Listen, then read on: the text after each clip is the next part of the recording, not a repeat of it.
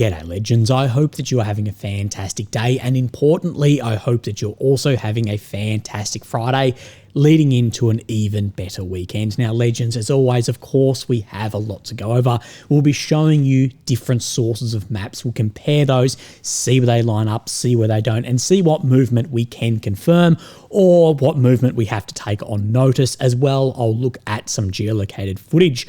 But of course, the main portion of the video today has to be about the ceasefire deal and the amount of drone strikes we are still seeing take place into Russia, into Ukraine, and of course that deal and the exact workings, the inner workings, of course, hasn't been signed off on yet, but I still question if that is even possible given dual use civilian, military, and of course contemporary modern warfare. So we'll talk about all of that, and I will say with this ceasefire deal, of course it was brokered between Putin and Trump, but I believe that the way Russia is fighting this war and the way that the Russian economy is then domestically supported, this deal greatly benefits Russia. And I think Ukraine, they need to add some leverage on this deal and the difference between tactics and strategic strikes, as there's a big shift happening there. If anything, that's actually probably the widest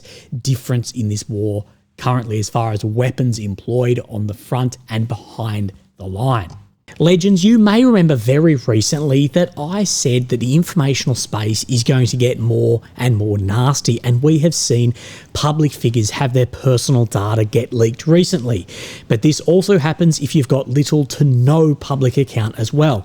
I'm sorry to tell you, but it is highly likely that your personal data is being bought and sold online right now, right as we speak.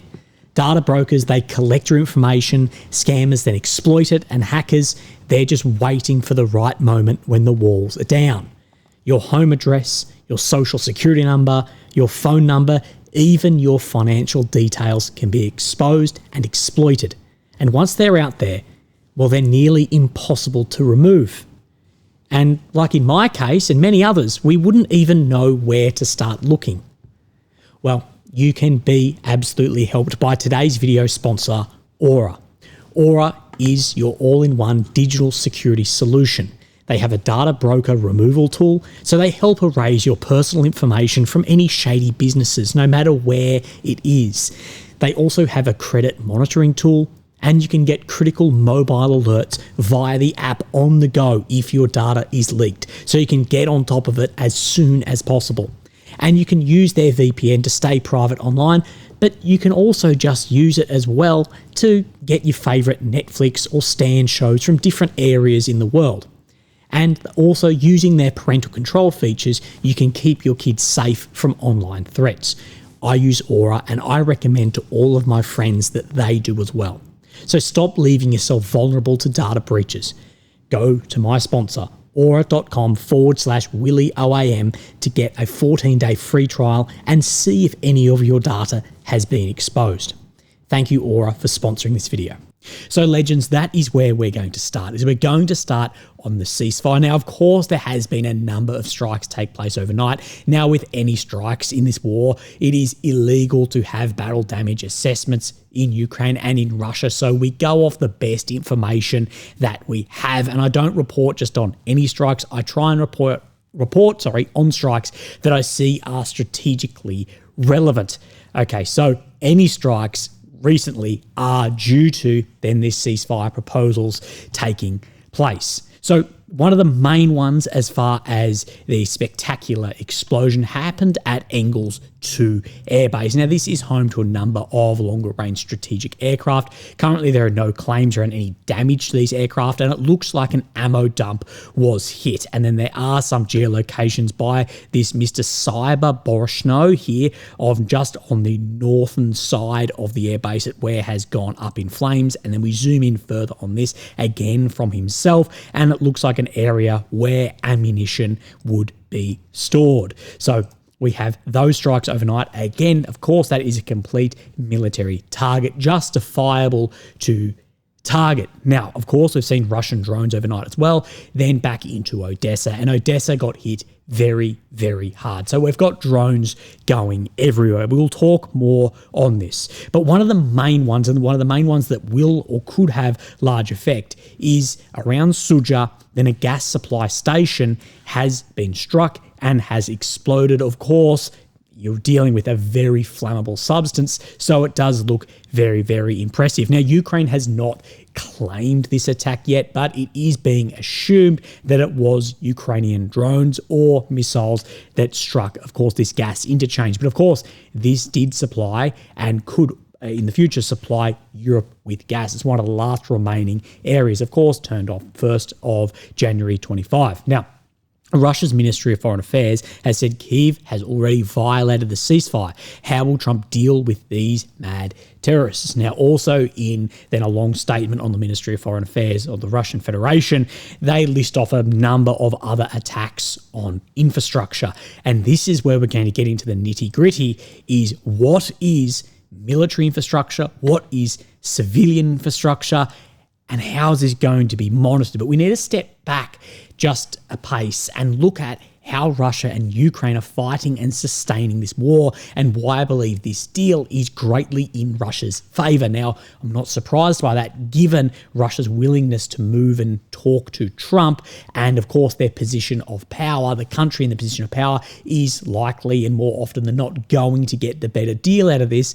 But can Ukraine agree to this? And I'll lay out all of this and the problems that I see occurring.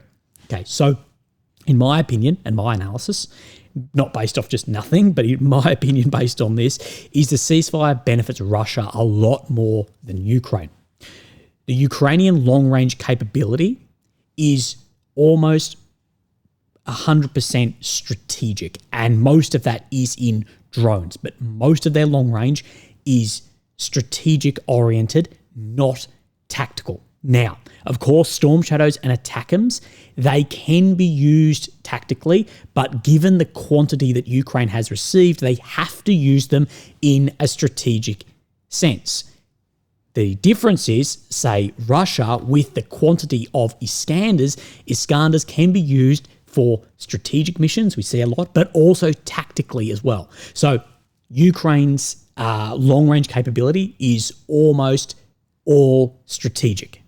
Now, Russia believes that its victory in this war will be through attrition at the front line, so that they will have tactical victories that are then bolstered by strategic strikes. So by strategic strikes, their tactical movements from tanks to FABs will then have a better time on the front line and will then attrit further, where Ukraine, being the inferior numerical force, is almost the opposite of that. Ukraine believes that its victory lies in a collapse of Russia's ability to wage war, so that their strategic strikes, number one, will then lead to tactical victories.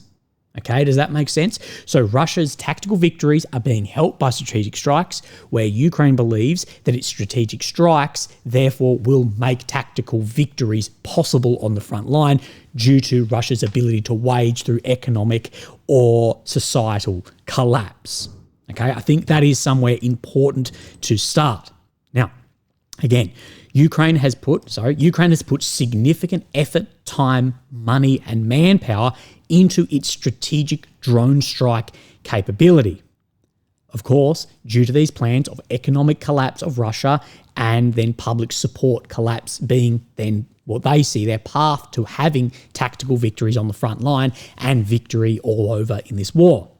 Now, if this deal goes through with how it's looking like at the bare bones at the moment, this will have a large effect on Ukraine.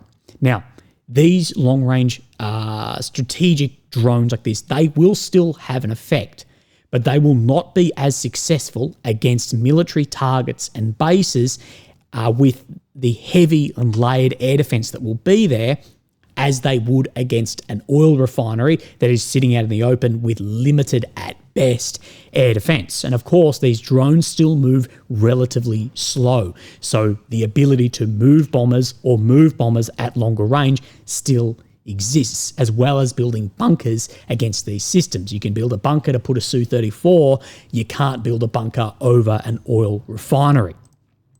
further. Russia has put some effort into its long-range drone force.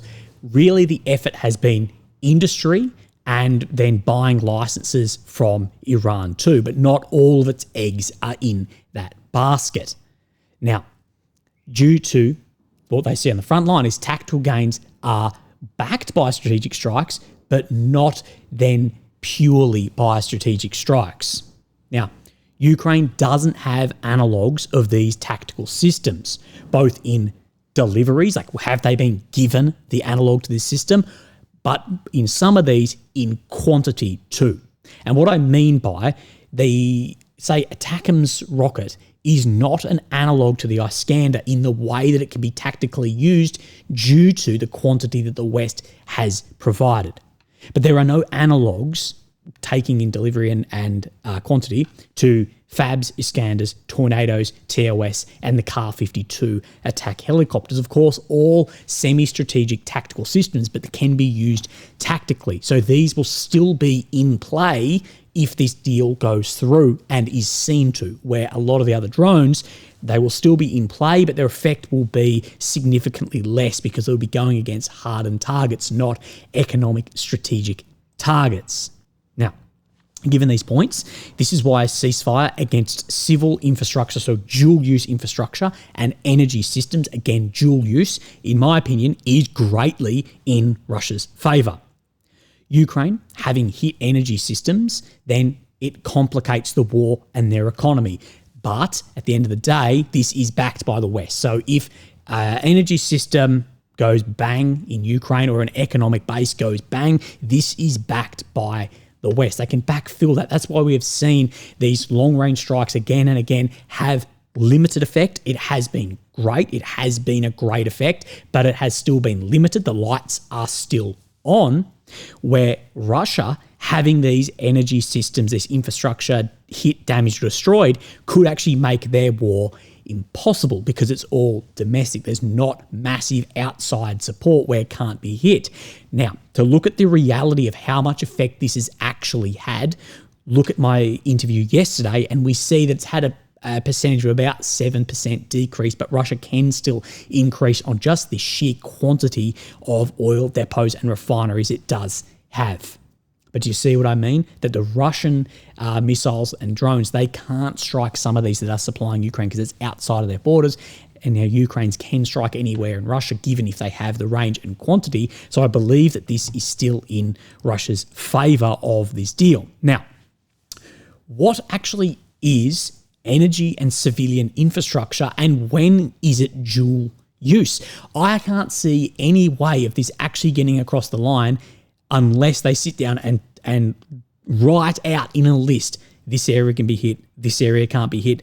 Because in contemporary war, what is dual use, what is civilian, that line is blurry at best.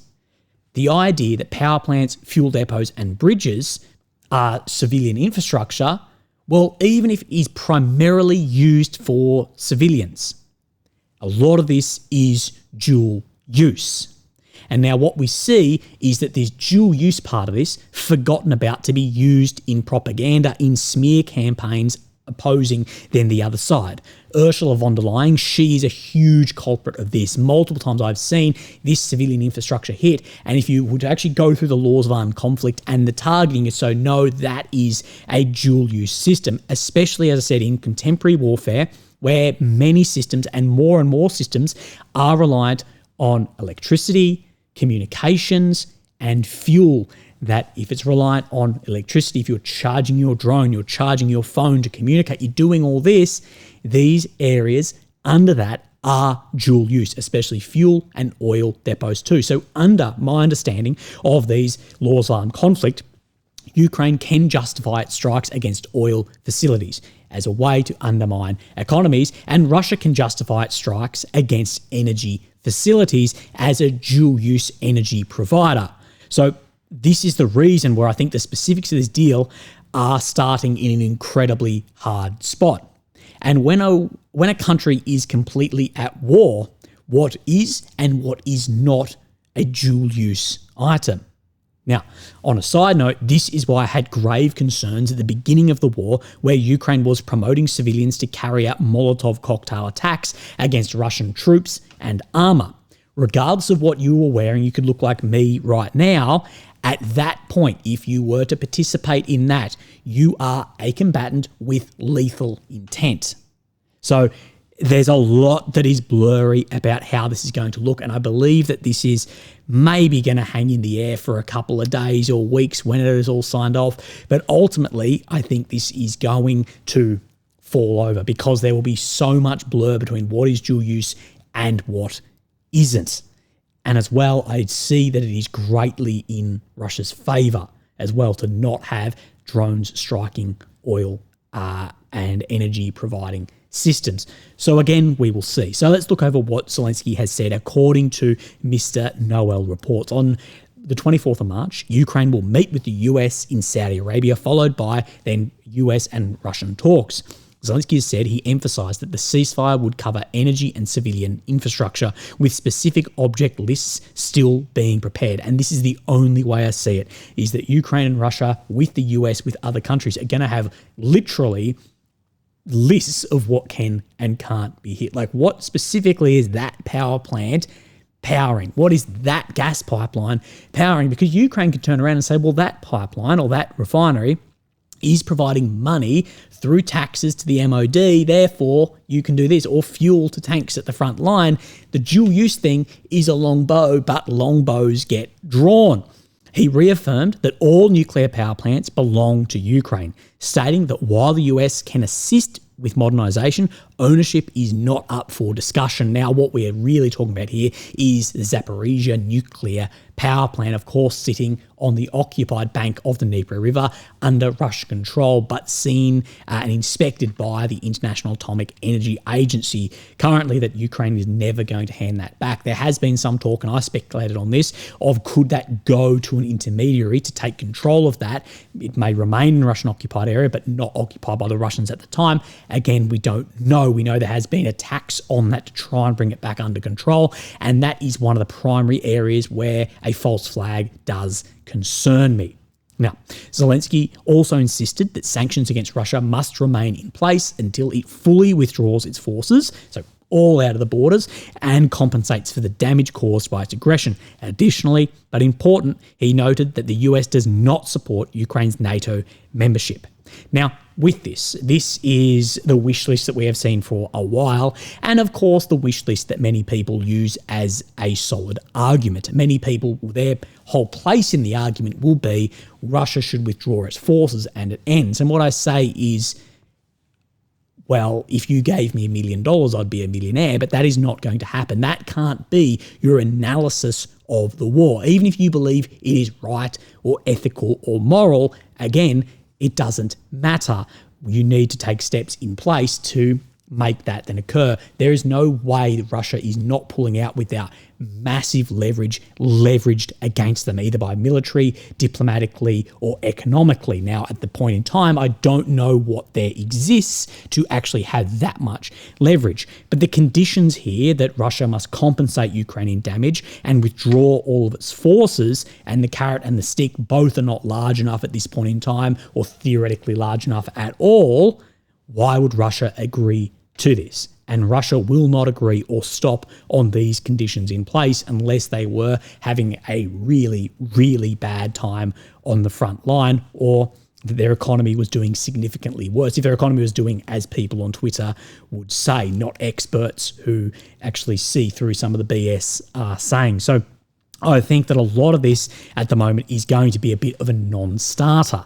The problem is the US, they are wanting this to end. And as I presented to you guys the other day, if Europe and Ukraine, if that's where they're like starting, that no, Russia must fully withdraw and compensate and give up the leadership to be charged as well, of course, terms that Russia's never going to agree with, no matter how right you think that it is. Where does the US sit in that? Does the US separate itself further and further from Europe? Do they stop any supply into Ukraine? And do they go ahead with any deals that may be being made with Russia? So there's a lot in this. There's this Ukraine need to get the best end that they can, but they also need to be involved in the deal too. As what did that guy say the other day? That if you're not at the table, then you're on the menu. This is going to be the hard thing. Ukraine needs to be at the table to try and get the best that they can. They need to prevent themselves from being on the menu. So they're going to have to play ball, even if at the point in time they're not playing ball from the position they want to. Okay, so let's have a look at the maps and let's see where things are moving around. So, of course, we have Ukraine in the center of the screen, the capital of Kyiv. The red areas occupied since 22, the purple since 2014. Now, the first thing I need to bring up is yesterday we received War Mappers kilometre squares for the month of February. So there's a few things we need to look at on this. Now, War Mapper and AMK map, these are within 5 square kilometres. So by my numbers, my reading into this is it's probably more around this 250 square kilometres came under control. Now, this does not include areas in Kursk. This is just within Ukraine's 91 borders, okay?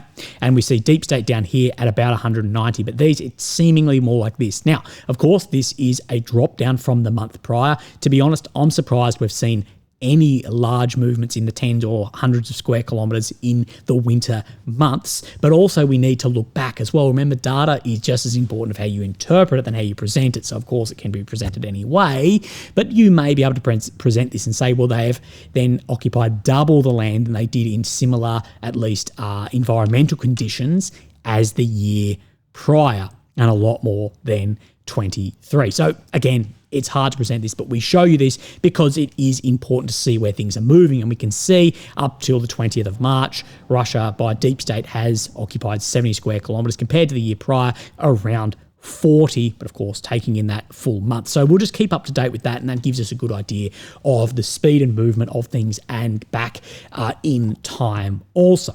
Okay. So let's move our way onto the maps and let's actually go to Kursk straight off the bat. And we do have some movement in Kursk. Kursk is down to just over 80 square kilometres by at least Deep State map, of course, the Ukrainian source. So let's step back to yesterday. And then to today, we do see significant withdrawal. Yesterday was 110. So we see around 30 square kilometres coming back under Russian control on this front line. Now, I believe that this is probably significantly less than this with movements into Kuevo, but we will see. Let's have a look then at what then Suryak Maps is saying. And he is talking just to the west of Suja in this area, around the same areas we saw come under control. But you can see where this tree line is in here. This is this tree line, so more of this coming under control, but fairly similar. The Russian army continue advancing towards the border, taking control over a series of positions south of Rubashnya. So we will see, but you can also see by Suryak, of course, this movement down towards Basivkia. Now, of course, I will talk again on the encirclement claimed in here. No, there is no physical encirclement. There was, of course, a risk of this, but strategically, if you just have a look, just look at, say, military summary, go through his page, look at the geolocations day to day of the equipment being struck in here, you could call it, and I would call it a tactical or strategic encirclement in here, regardless of what Trump says. I would also implore you to go and watch History Legends on this area and how the operation then led in here and how this very quick collapse from hundreds of square kilometres down to 80 over really a few days. He did a very, very good job. So while we're in the north, let's move to then the northeast. So we have Dovrichnia in here. Now, no changes shown today, but yesterday on the Deep State map, of course, I uploaded a quick podcast yesterday. We see this movement out of Petrivkia, further across the Oskil, and then into this tree line in here. Of course, we have seen Russia be able to cross then the waterway running in here that we thought would act and has acted as a natural border. Now, we have the Suryak maps. Of course, he showed this movement outwards of Petrivkia the other day, so we did take that on notice, and shows further movement as well west of Krasny Pershi on this map, which is just here, and then we have west down in here. You can see where Ukraine has brought back some of its areas, and then today on this map, Suryak says, on the northeastern front, Ukrainian army re-entered Dovrychnia and recaptured Suhenivkia. So we just need to move down and we have Dovrychnia. Now, some of the labeling on this map is very difficult. So what we really look at is we're looking then for where roads run. So we're talking just in this area, this spire coming out of here, he is saying has come back under Ukrainian control. Now, this area in here, the actual kilometre squares, I think paints a lot less dire picture than the ability of crossing here. The ability of crossing here where it held for a number of months, number of years, and there was a natural border, and then Russia be able to get over that and exploit that further, I think tells us a lot about the depth and the reserves of the Ukrainian forces at this point in time. Okay, so let's move our way down a little bit before we talk about frozen funds. Let's come down into Pokrovsk and what I'm still calling the Kursk front. Again, my labeling has no relevance to where areas are. It's to remember 30 minutes into a video. So let's look in here. During the last 24 hours, Russian army recaptured a northern part of Shevchenko and reversed Ukrainian advances 12 days ago. So Shevchenko in here, again, we're looking for roadways. So in here, that this has been turned back, of course, where this grey zone is sitting in here, according to then the deep state map. But let's move our way down. And of course, we have Kursk front. Now, it's very difficult to get an idea where the front is actually sitting in here, but in time it will, of course, come out. What I'm not looking forward to, that's the wrong word, but I'll be very interested to see when things settle down where the border is actually sitting and where the maps are incorrect, and if we get a better idea of casualties. But we see Rozliv, and of course Rozliv out of the grey zone at this point in time. Other maps will show differently, but we know that Russia has a bit of a paint by numbers structure. Hit with FABs, hit with longer range systems such as Iskanders, and then just as you're about to move into an area, use thermobaric multiple launch rocket systems. And yesterday we got this geolocation just on the corner of Rozliv, but in Rozliv itself, of course, this is an area weapon. Sorry, phone call. This is an area weapon. Of course, what we see is then TOS landing in Rozliv. Now, I believe these will have to be multiple TOS systems, given that there are multiple rockets landing around the same time. So we see those there as well. So just keep an eye on there, because typically that is one of the final systems that Russia employs before there is further ground movements in. So that will make us keep an eye on that front. Now, we're going to turn this back on because I believe we see just out of Srebeni a small bit of red check here. Now, if we go back to yesterday around the Velika front, we see two areas expanding control by the Russian forces, north of Skudny, west of Novosilka. This is the danger with losing these areas, is then the enemy force is able to exploit further on. So we can get rid of that one, reminding me to talk about this. Now, before we move back into Toretsk, I want to talk about Lobkove around here. Of course, we see a lot of grey zone around here and a lot of different claims around occupations. Now, we'll have a look on Suryak situation zap front. During the last 3 days, Russian army increased the control within and around Stepove and begun advancing south of Lobkove. So we see Lobkove here, Stepove, and if we line up again where these roadways are, the Stepove is coming under control all the way down to Lobkove, and of course these Pyatki as well. So definitely keep an eye on here. If the maps show the biggest difference anywhere, I believe it is down in the south. I know I promised you guys a beer for when we see Robotny front move, but chemotherapy has thrown a bit of a spanner in the works and some poison down my throat. Don't clip that. Let's talk about Toretsk and where things are moving. Of course, this is an area of much unknown, and in my opinion, should just have huge grey zone in here, because I don't think anyone really knows, because it's so fluid at the front line. During the last 5 days, Russian army surpassed the Toretsk mine and approaching the area of the ponds north of the city. In addition, Russian forces increased the bridgehead west of the canal southwards of this area. So this is this Ozarimkivna, go with it, just from Kursk. So if we bring this back up, area in here, so we're talking in here, as well as moving on the northern area and flanking around that mine. Now remember, a lot of YouTubers said massive counterattacks in Toretsk, and then Deep State came out and said there was no counterattack. We just had to get a better idea of where the front line was. So we don't know. I wonder if anyone will go back on their massively successful counterattacks that apparently didn't occur. Now, this is something being shared from DW. The European Union will not confiscate frozen Russian assets. Remember, the EU has around 200 to 300 billion euros, which it's actually hard to get an idea of how much, frozen of Russian assets that they have said, and Zelensky has pushed to give us that money. Now, surface level, that looked great, but what it does threaten, and many have raised concern about this, is it does threaten the international investment and trust in the euro.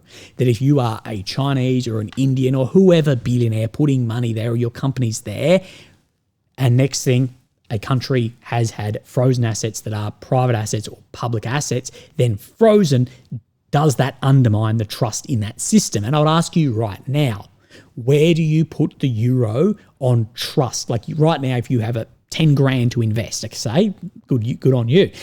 Where do you feel the most trust putting it? USD, euro, pound? And what I would say is I believe for a lot of people around the world, there are a lot of Middle Eastern economies, particularly, that would be seen as more trustworthy now than the euro or the pound, and that is a huge move, and they don't want to put that on the slippery dip down of the trust in those systems from international investment, of course, in a global economy. Now, this does say, in accordance with the EU law, Russian assets must remain frozen until Russia stops its aggressive war against Ukraine and compensates it for the damage caused by this war. Now, what they are doing with this is any money made on top of that is going towards Ukraine. So let's say it's $200 billion. They put it in the S&P 500 and forget the last couple of weeks, but say it's 10% returned, then that $20 billion on top goes across. Now, personally, I believe that Putin, he has written this money off many years ago, that he's gone, that is just never coming back.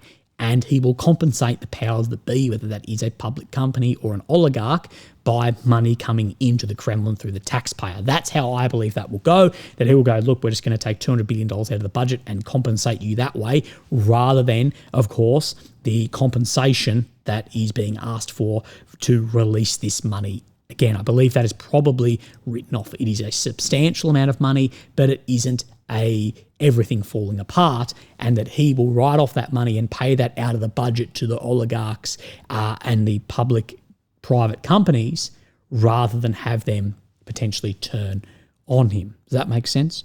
You may disagree with that. Now, legends, you have a fantastic day, and I will speak to you tomorrow, and I'll ring back whoever that was. Thank you. Bye-bye.